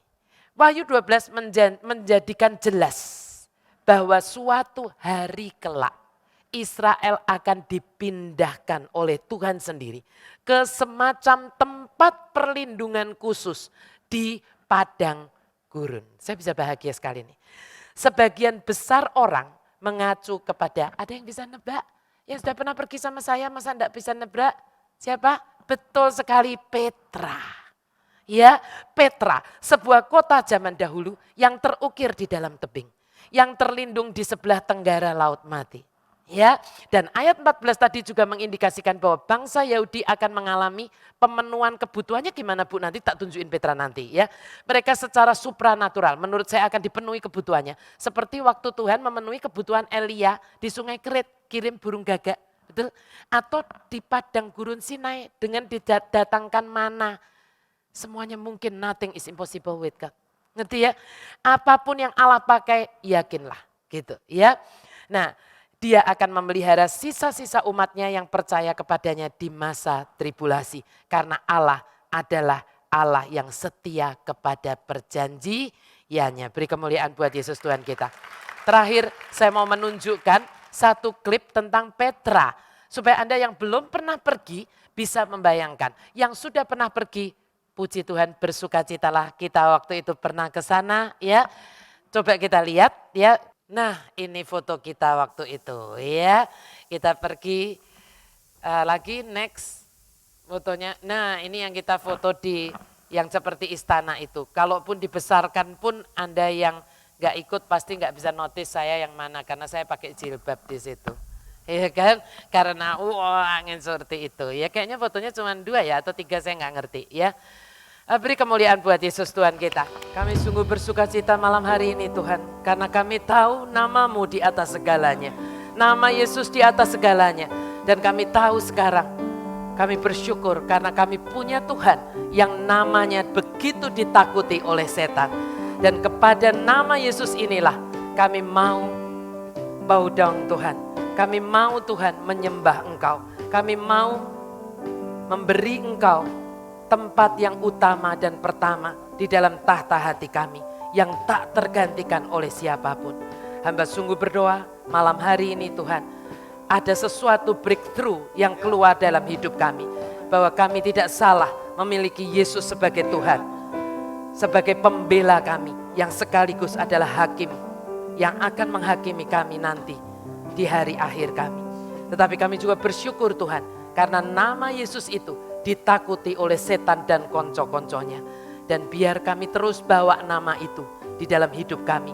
Dengan lewat ketaatan kami, lewat penundukan diri kami Tuhan. Lewat menghabisi daging kami. Supaya kami bisa sungguh-sungguh menjadi anak-anak-Mu yang menaati Engkau hari lepas hari. Dan biar Tuhan malam hari ini kami juga menaati Engkau di dalam menyembah Engkau dengan harta kami. Dan biar kami mau memberikan yang terbaik, yang menyukakan hati-Mu, seperti tepat seperti yang Engkau mau. Biar kami memberi di dalam sukacita, di dalam ketaatan, dan di dalam ketepatan. Dan biar Tuhan, di mana harta kami berada, di situ hati kami berada. Di dalam satu nama yang menjamin kehidupan kami, nama Yesus Kristus Tuhan kami.